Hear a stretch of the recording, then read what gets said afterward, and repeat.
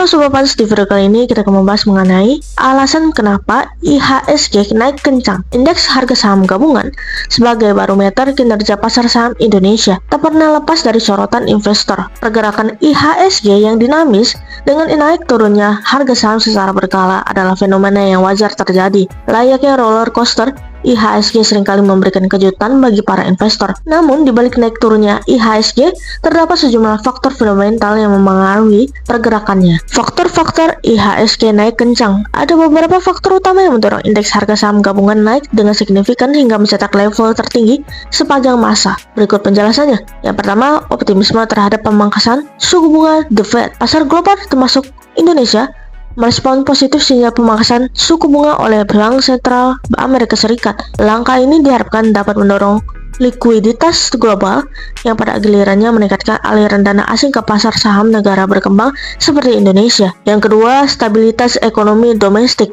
Ekonomi Indonesia yang terus menunjukkan stabilitas termasuk data inflasi yang terkendali serta pertumbuhan PDB yang positif menciptakan keyakinan di kalangan investor bahwa pasar saham Indonesia masih menarik. Pemerintah dan Bank Indonesia terus mendukung kebijakan ekonomi yang kondusif, memperkuat sentimen positif di pasar modal. Yang ketiga, arus modal asing yang masuk. Kuatnya aliran modal asing ke bursa Indonesia juga menjadi faktor penting. Investor asing yang mencari peluang di pasar negara berkembang lebih cenderung menempatkan dana di saham-saham blue chip Indonesia. Memperkuat IHSG ini juga terkait dengan ekspektasi pertumbuhan ekonomi global yang lebih positif. Yang keempat, harga komoditas yang tinggi. Beberapa sektor utama di IHSG seperti sektor energi, pertambangan, dan perkebunan diuntungkan oleh harga komoditas yang tinggi. Peningkatan harga komoditas seperti batu bara, minyak, dan kelapa sawit memberikan dorongan besar bagi emiten-emiten di sektor tersebut yang akhirnya berdampak pada kenaikan IHSG. Kondisi pasar yang positif secara global.